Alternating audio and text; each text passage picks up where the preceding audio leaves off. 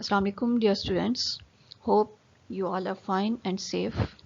I am Aksa Osman from DG Khan campus, your instructor for Comedy of Manners.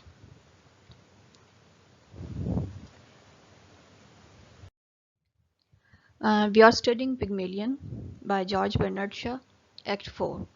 You people need to read your text along with me for your best understanding, for your required text. Now, before moving towards Act 4, let's take a quick review of Act 3. Act 3 consists of two phases. In part first, it marks character development of Eliza.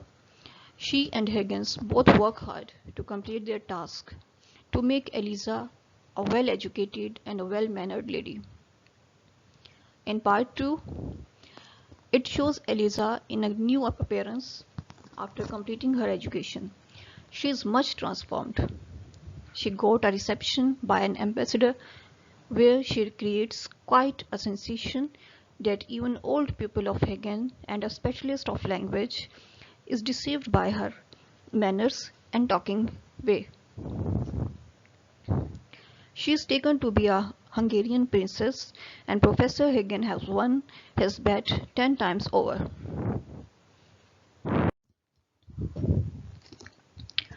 And now let's start Act 4.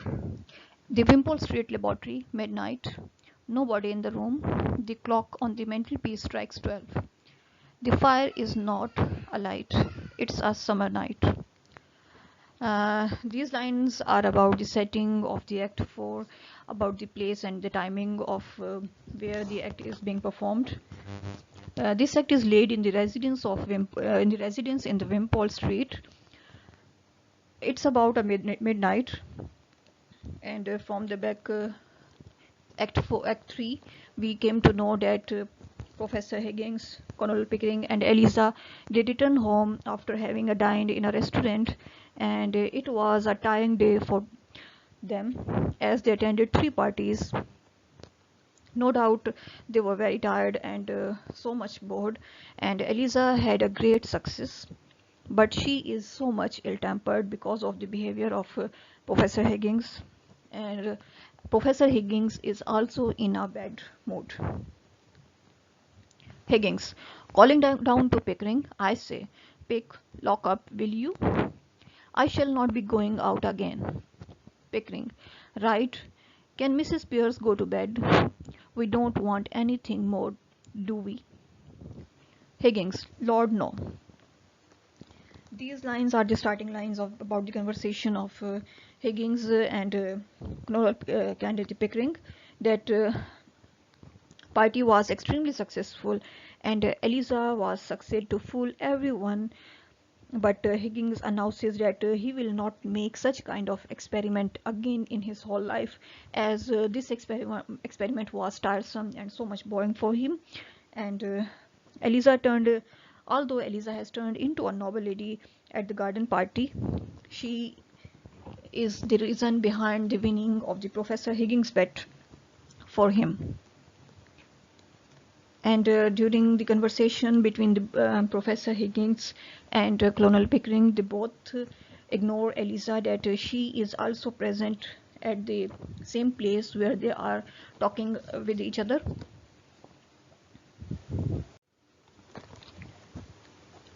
Eliza opens the door and is seen on the lightened landing in Opera Clock.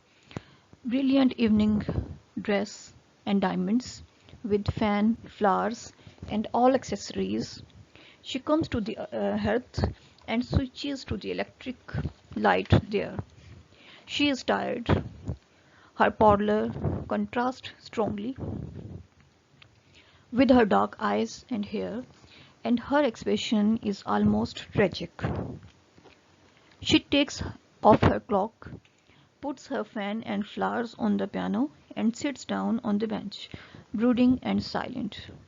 Higgins, in evening dress, with overcoat and hat, comes in, carrying a smoking jacket which he has picked up the downstairs. He takes off the hat and overcoat, throws them carelessly on the newspaper stand, disposes of his coat in the same way, puts on the smoking jacket, and throws himself wearily into an easy chair in the hearth. Pickering, similarly attired, comes in.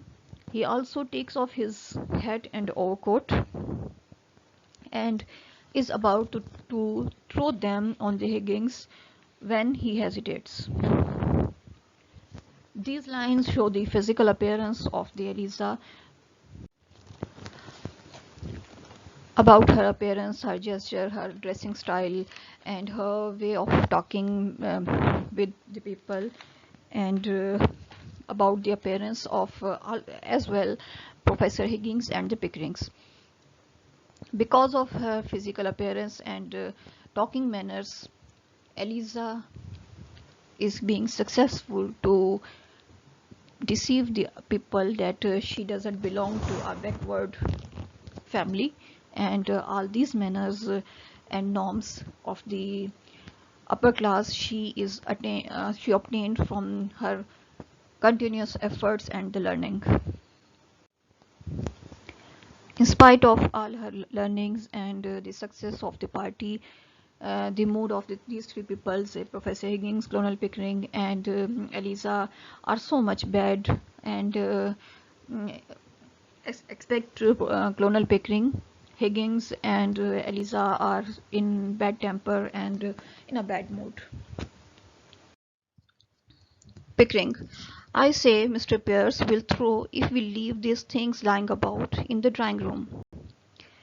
Higgins: oh, chuck them over the banisters into the hall. She will find them there in the morning and put them away all right. She will think we were drunk. Pickering: we are slightly. Are there any letters? From these lines it is clear that both are busy in their daily routine tasks and schedules. And now to our text. Higgins: I didn't look. Pickering takes the overcoat and hats and goes downstairs. Higgins begins half singing, half yawning an air from La Fantola del Golden West. Suddenly he stops and exclaims, I wonder where the devil my slippers are. Here from this line it is clear that both are busy in their conversation and they totally ignoring Eliza. They are talking with each other about their letters, about their routines, and Higgins is worried about his slippers and about receiving their mails. And then Eliza enters. Eliza looks at him darkly, then rises suddenly and leaves the room. Higgins yawns again and resumes his song. Pickering returns with the contents of letterbox in his hand. Pickering: only circulars, and this coronated billet dogs for you. He throws the circulars into the fender and posts himself on the hearthrug with his back to the grate. It is clear from here that Higgins and Pickering both are indulged in light talk. They are entirely ignoring Eliza and her appearance and her sentiments also. They constantly talk about their mail and their letterbox and about a mail which they received. Higgins glancing at the billet dogs. Moneylender. Higgins glancing at the billet dogs. Moneylender. He throws the letter after the circulars. Eliza returns with a pair of a large down-at-heel slippers. She places them on the carpet before Higgins and sits as before without a word. It is shown from these lines that with the passage of time, Eliza noticed their behavior towards her, but both of them didn't notice her sentiments or her emotion. And now Eliza, who has gone to find Higgins' slippers, she comes back and she looks angry at their statements, but she says nothing, and she returns back with the slippers of Higgins. She puts them in front of Higgins and sits silently as she was earlier. Higgins yelling again. Oh Lord, what an evening! What a crew! What a silly tomfoolery! He raises his shoes to unlace it, and catches sight of the slipper. He stops unlacing and looks at them if they had appeared there of their own accord. Oh, they are there. They are they? Here in these lines, mental situation of Higgins is clear that he didn't take any kind of notice of Eliza and her actions, that she brings her slippers, but he continues to give his statements about a party. Higgins, in the same word, he regards it, and he regards Eliza and party as different words like crew, silly, and different type of words, and he is not realized about the presence of his slippers.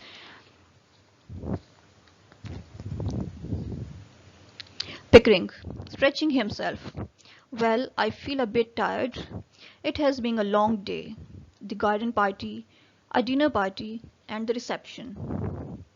Rather too much for a good time. Rather too much of a good thing. But you have won your bet, Higgins. Eliza did the trick, and something to spare. Here, Pickering appreciate his efforts, although he is so much tired of the whole day. But here he he start to appreciating Eliza and his efforts to, which she did for Higgin, and to win his bet. He make him realize that it was Eliza and her efforts which were the reason for the winning of his bet.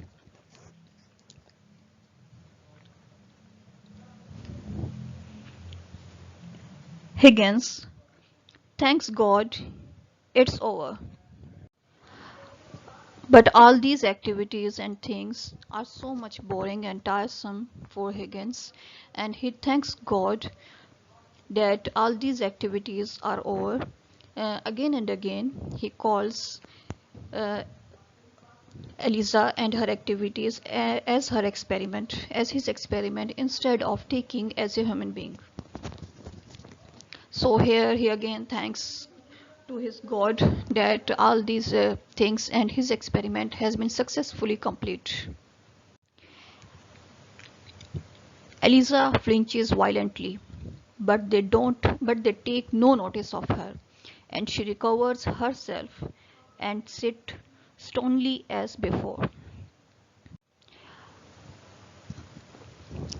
These lines are in reference of the previous text, as both Hagen and Pickering are still busy in discussing the party. Both again ignores Eliza and her reaction that she is not happy about Higgins' statement, but they discuss Eliza's manner in the party.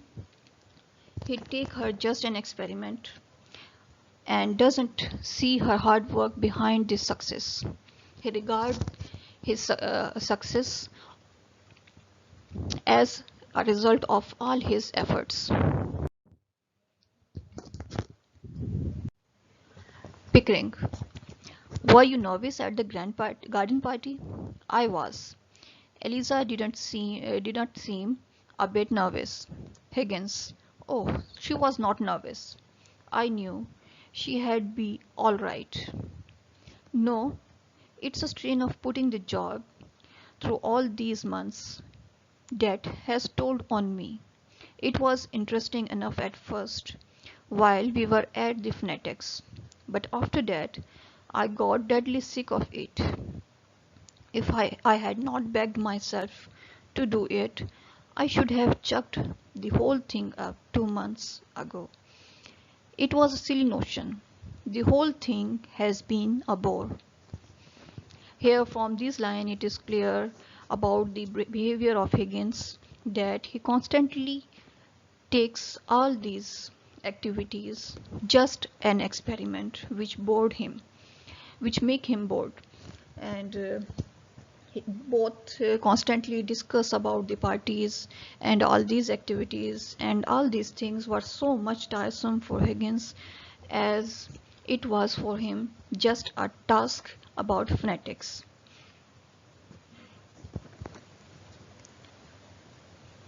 Pickering. Oh come, the garden party was frightfully exciting. My heart began beating like anything. Here still Pickering encourages Eliza, and all the activities and all the events which were happened in the whole party, but Higgins seems not to be agreed with him. Higgins: yes, for the first 3 minutes. But when I saw we were going to win hands down, I felt like a bear in a cage, hanging about doing anything. The dinner was worse, sitting gorging there for over an hour with nobody but a damned fool of a fashionable woman to talk to. I tell you, Pickering, never again for me. No more artificial duchesses. The whole thing has been simple purgatory. From these lines, harsh comments and misbehaving tone of Higgins is clear that he uses different kind of degrading words for ladies. For example, he uses a fashionable woman, artificial duchess, and he feels his appearance like a bear in a cage, that he didn't enjoy that party, and he feel himself a caged animal, not as a person. For him, all these activities were so much tiresome that he can't enjoy all the events in the party. He gives harsh comment by saying artificial duchess. He says that he has long been bored with these experiments after its early phases, but he has to continue this experiment for a long time, that it belonged to phonetics, which was his passion or his profession, so that he has to bear all these activities for a long time duration. Otherwise he want to skip this activity in his early stages. Pickering: you have never been broken in properly to a social routine. Strolling over to the piano. I rather enjoy dipping into it occasionally myself.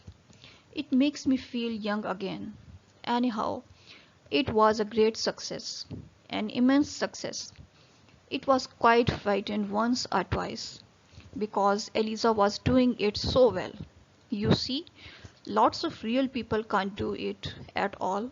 They are such fools that they think style comes by nature to the people in their positions, and so they never learn. There is always something professional about doing a thing superlatively well. Here from these lines, behavior and kind nature of Pickering is clear, that constantly he justifies Eliza and denies the comments or views of Higgins about her and the nature and behavior of human beings. He says that Eliza was doing so much well, and in a better way that actual noble people can't do in such a perfect way. He further states a comment, and which shows the nature or the behavior about the people. He says that some people think that these things are style. It is by birth quality which cannot be learned. So by their this thought or their thinking ability, they are not able to learn anything, so they remain uneducated. But through this experiment, Higgins and Pickering prove it wrong through Eliza, that manners or style or a good behavior, it can be attained through education and through constant learning.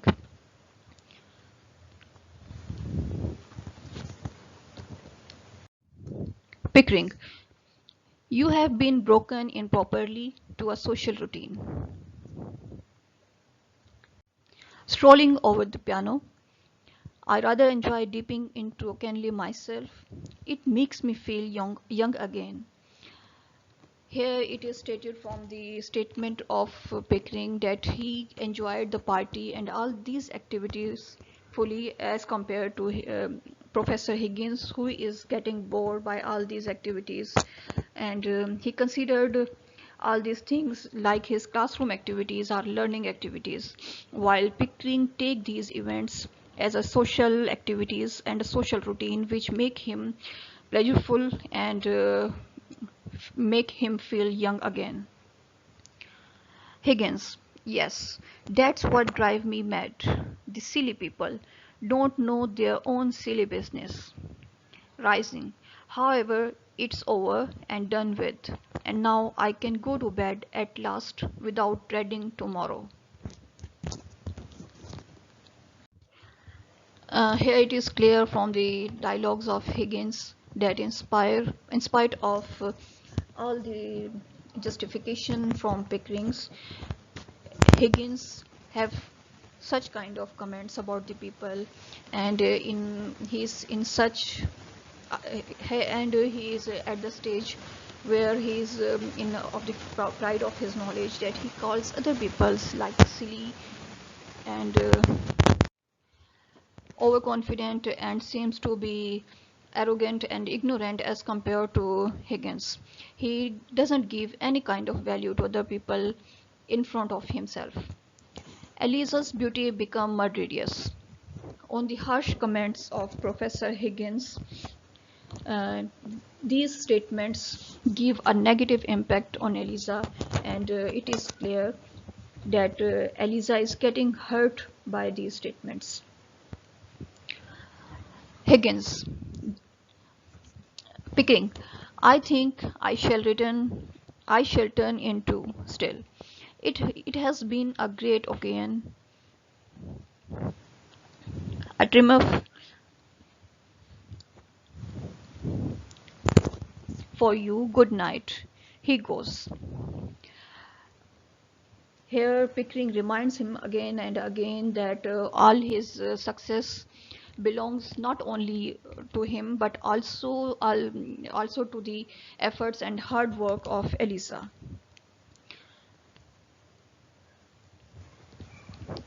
It is all because of the hard work and effort of Elisa that he has been successful to winning his bet. Higgins, following him. Good night. Over his shoulder at the door. Put out the lights, Eliza, and tell Mrs. Pierce not to make coffee for me in the morning. I will take tea. And he goes out. Eliza tries to control herself and feel indifferent as she rises and walks across the her to switches of the light. By the time she gets there, she is on the point of screaming. She sits down in Higgins' chairs and holds on hard to the arms. Finally, she gives way and flings her fiercely on the floor railings. Here, in spite of all the harsh comments from Professor Higgins, Eliza tries to control her emotion and not to lose her temper, and she tries to be normal as much as possible by her. Higgins, in despairing wrath outside, what the devil I have done with my slippers? He appears at the door. Here, Professor Higgins again entering the room, and he is careless about the emotions of Elisa, and from her dialogue it is clear that he is still in searching of his slippers. Lisa, snatching up the slippers and hurling them at once at him, one after the other, with all her force. There are your slippers, are there? Take your slippers, and you may never have a day's luck with them. From this dialogue of Eliza, it is clear that she is again angry at Professor Higgins on his careless behavior, that he is still not worried about Eliza and his sentiments and about his future, but he is still talking about his useless thing like slippers, and again ask about it. Eliza's that in that anger situation, Eliza at the start of this act, who brings the slippers and put them in front of Professor Higgins, and after that Professor Higgins didn't remind her kind behavior and ask again and again about his slippers. Eliza in her anger throws his slipper in him, and she is mad enough that she wants to kill him. Higgins, what on earth? He comes to her. What is the matter? Get up. He pulls her up. Anything wrong? Professor Higgins, who is not expecting such kind of reaction from Eliza, he is so much shocked, and as well as he is angry at her that why she is behaving in such a manner with him. Eliza breathless, nothing wrong with you.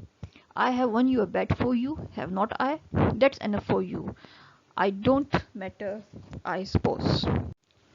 And from these lines, it is clear that Eliza want to realize his misbehavior towards her. That she reminds Professor Higgins that she is the reason behind his success, which make him successful to winning his bet. But the presence of Eliza and her efforts seems to be useless for Professor Higgins. Higgins, you won my bet, you presumptuous insect. I won. What did you throw those slippers at me for?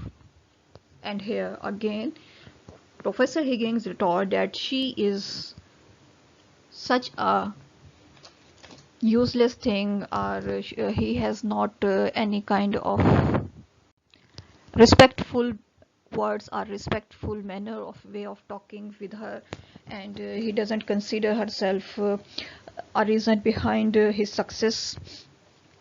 He gets angry that why she throws his slipper at him, and again here is the character analysis of Professor Higgins, that in this act from the start he uses different kind of abusing words and degrading words for Eliza. He calls her by different wrong kind of words.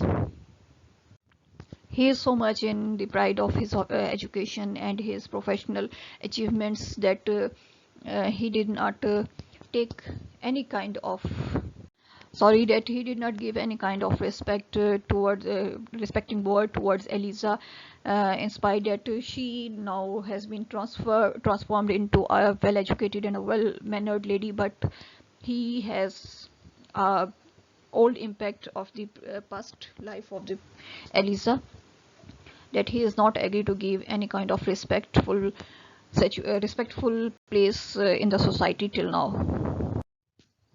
Lisa, because I wanted to smash your face. I would like to kill you, you selfish brute. Why didn't you leave me where you picked me up out of, in the gutter? You thank God it's all over, and that now you can throw me back again there, do you? She grips her finger frantically.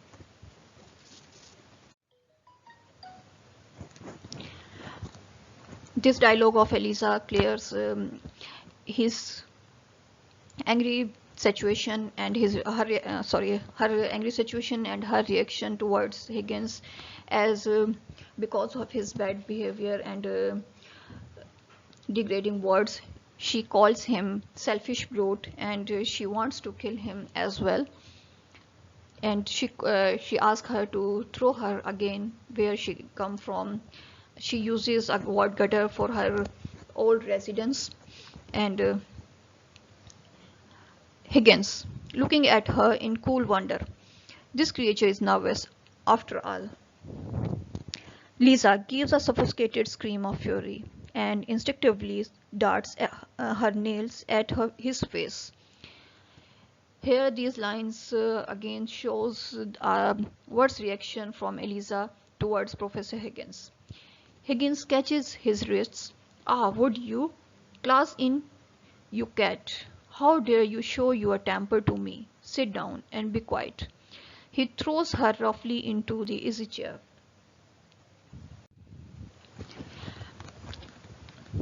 It is clear here that because of the harsh reaction from Eliza, Professor Higgins comes forward and he stops Eliza from doing all these things, and he calls Eliza as a cat, and he get tempered for the behavior of Eliza, and he throws Eliza down to the chair, calling him cat and a creature. These kind of words also shows the arrogant and proud behavior of Professor Higgins. These dialogues from Professor Higgins in this act are the best examples for the character analysis of Professor Higgins and his pride nature due to his education. Lisa, you don't care. I know you don't care. You wouldn't care if I was dead. I'm nothing to you. Not so much as them slippers. Here, in her frustration, Eliza complains to Professor Higgins that he doesn't care of Eliza and his sentiments, but in spite of her, he is so much caring towards his slippers. Higgins, thundering, those slippers? Lisa, with bitter submission, those slippers. I don't think it made any difference now. A pause. Eliza hopeless and crushed. Higgins a little uneasy. Higgins, in his loftiest manner, why you have been going on like this? May I ask whether you complain of your treatment here? Lisa, no.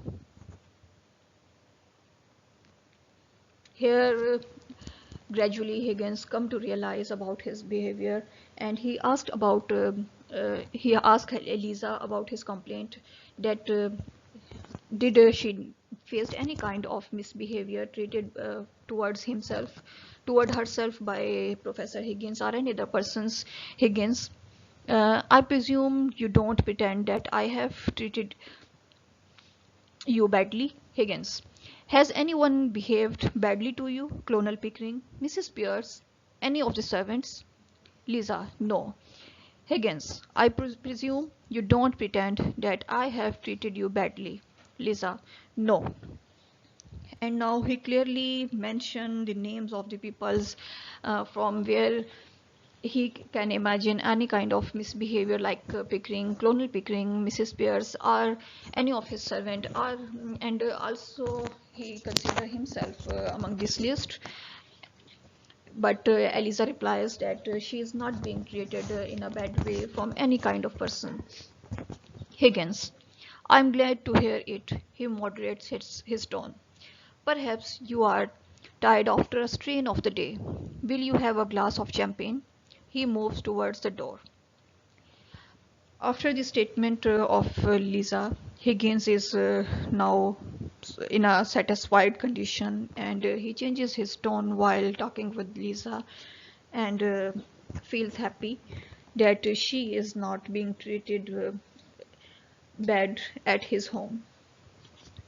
And then he asks her that she has been tired after a long day offers and parties, and she must take rest. So may that she feel easy and comfortable. Lisa, no. Recollecting her manners. Thank you. Higgins, good-humored again. This has been coming to you for some days. I suppose it was natural for you to be anxious about the garden party. But it's all over now. He pats her kindly on the shoulder. She writhes. There is nothing more to worry about.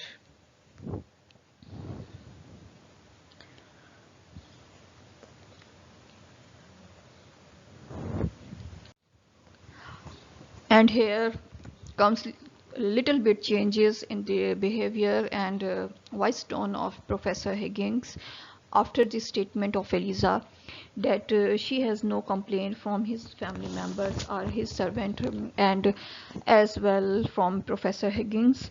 He changes his behavior towards Eliza and start taking care of her. He offers him of the champagne and also suggest Eliza to take rest as she would be tired because of the whole day efforts.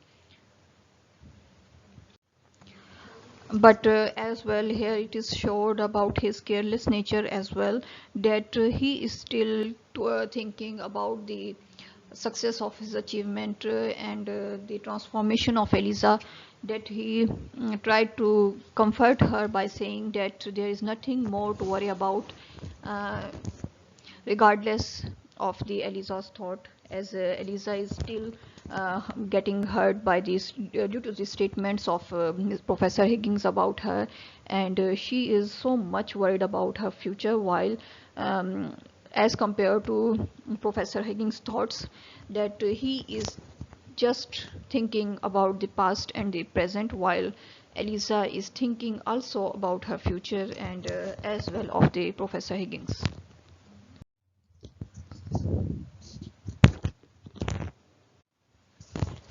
Liza: no, nothing more for you to worry about. She suddenly rises and gets away from him by going to the piano bench, where she sits and hides her face. Oh God, I wish I was dead. Here from these lines it is clear about the previous mental situation of Eliza, and it and here her situation still continues, that she is still worrying about her future. Why so that he repeats the words of Professor Higgins: nothing more for you to worry about. It is obvious clear that it is not a thing to be worried up for Professor Higgins, but all this situation is creating different kind of worries and problematic things for Eliza. That all, in spite of all the effort of Eliza to compose herself, but she couldn't stop herself to complaining the behavior of Professor Higgins. Higgins, staring at her. From these lines, mental condition of Eliza is also cleared, that she wished for the death after the situation and prays for her death.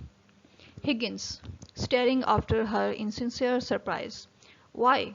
In heaven's name, why? Reasonably going to her. Listen to me, Eliza. All this irritation is purely subjective. In the previous line it was clear from the dialogues of Higgins that now his way of talking and behaving with Eliza is a little bit changed due to her condition, and now he seems to be so much worried about Eliza and her prayer of her death. So he asked her not to do such not to say such kind of things, and also encourages her that uh, all these activities and a tiresome day was so much irritative for her, and she should take some rest, so may that she get feel well. Lisa: I don't understand. I am too ignorant. Here, while using the word ignorant, Eliza is in the same situation, that after the transformation of a well-educated and a well-mannered lady, she cannot come back from that from her past, where she was called an ignorant and ill-mannered lady. She calls her by using such kind of words again and again, like by using a word that she came from a gutter, and now she calls herself as ignorant. Higgins: it's only imagination, low spirits and nothing else. Nobody is hurting you, nothing is wrong. You go to bed like a good girl and sleep it off. Have a little cry and say your prayers. that will make you comfortable. Higgins tried to encourage Eliza and tried to relieve her from her trauma or from her distressful situation, that he suggests her to say her prayers so that she will feel comfortable. Lisa, I heard your prayers. Thank God it's all over. Here it is clear that from this statement, it's all over. It laid a bad impact on Elisa, and she gets so much depressed and hurt because of Higgins. That in spite of all her effort to be normal and all the encouragement from the Higgins and Professor Higgins and Pickering as well, she couldn't forget the impact of this word. Thank God it's all over. Higgins impatiently. Well, don't you thank God it's all over? Now you are free and you can do what you like. Here we can again analyze the character of Professor Higgins, that he is still taking all this just as a professional task. He take all the transformation and the education of Eliza as just a subject of phonetics, while as regard to Eliza, she is taking it personally, that all her transformation and her education and her hard work and effort, it was done by her just for Professor Higgins. She take all these months and all these efforts personally. Lisa pulling herself together in desperation. What am I fit for? What have you left me fit for? Where I am to go? I am to do. What is to become of me? And finally, at the end, um, Eliza clears all her insecurities by asking Professor Higgins that what he has decided about Eliza's future, what are his views, that now after this transformation, Eliza is fit for what things, and what will become of Eliza. She is still insecure and worried about her future. Higgins enlightened but not all impressed. Oh, that's what's worrying you, is it? He thrusts his hands into his pockets and walks about in his usual manner, rattling the contents of his pockets, as if condescending to a trivial subject out of pure kindness. I shouldn't bother about it. If I were you, I should imagine you would not have much difficulty in settling yourself. Somewhere or other, though I had not quite realized that you were going away. She looks quickly at him. He doesn't look at her, but examines the desserts stand on the piano and decides that he will eat an apple. You might marry, you know. He bites a large piece out of apple and munches it noisily. You see, Eliza, all men are not confirmed old bachelors like me and the colonels. Most men are marrying sort. Poor devils. And you are not bad looking.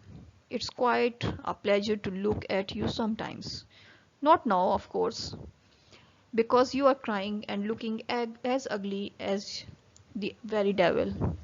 But when you are all right and quite yourself, you are what I should call attractive. This is to the people in the marrying line, you understand.